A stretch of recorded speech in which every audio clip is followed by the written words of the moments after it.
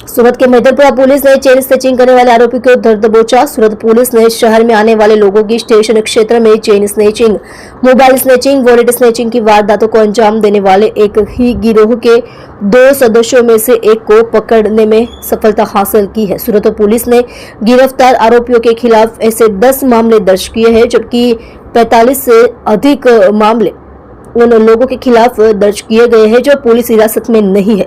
19 तारीख को एक दंपति के साथ लूट की थी। मैदरपुरा इलाके में रेलवे स्टेशन के पास सूरत के बाहर से आने वाले लोग सूरत उतरे। उस समय सूरत में 2 लोग मोटरसाइकिल पर chain snatching, mobile snatching, wallet snatching की घटनाओं को अंजाम दे रहे थे। ऐसे ही एक गिरोह के 2 सदस्यों द्वारा 19 नवंबर की रात को एक दंपति महाराष्ट्र के मुंबई से सूरत आए और जब वे स्टेशन पर उतरकर अपने घर जा रहे थे तो मोटरसाइकिल पर 2 लोगों ने चोरे से बटुआ छीन लिया और भागे, जिसमें 3,68,000 रुपये के सोने चांदी के आभूषण और नकदी चोरी होना पाया गया।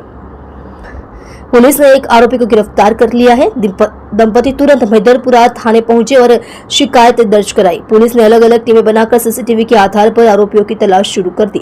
तभी पुलिस को जानकारी मिली कि वारदात को अंजाम देने वाले आरोपी की पहचान डिंडोली भैस्तान हाउसिंग आवास निवासी अनीश यूनुस बेग के रूप में हुई है। इस अपराध में चोर के साथ लाला उर्फ सोयब रईस खान पठान के जुड़े होने की जानकारी मिलने के बाद पुलिस ने इन दोनों आरोपियों की गिरफ्तारी के लिए ऑपरेशन शुरू किया, जिसमें पुलिस अनीस यूनुस बेग को गिरफ्तार करने में सफल रही।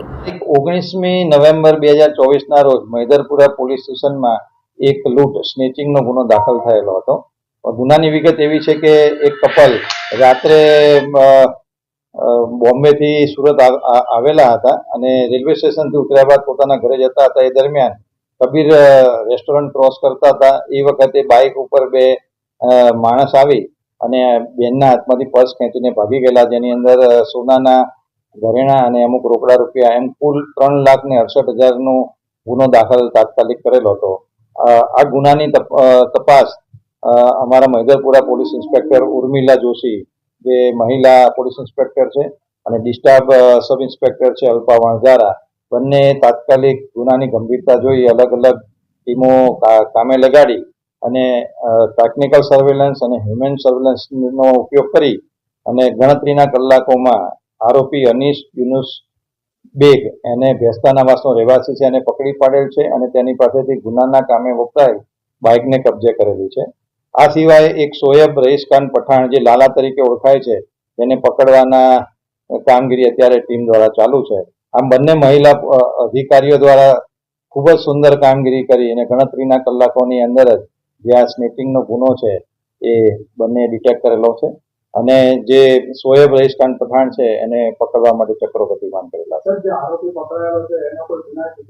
આ અનીશ યુનુસ બેગ જે છે ભેસ્તાન આવાસ ડિંડોલીનો રહેવાસી છે, તેની સામે સુરત શહેરની અંદર 10 કરતાં વધારે મારામારી અને સ્નેચિંગના ગુના દાખલ થયેલા છે અને જે વોન્ટેડ છે સોયબ રઈસ ખાન પઠાણ, એ પણ ભેસ્તાન આવાસનો જ છે।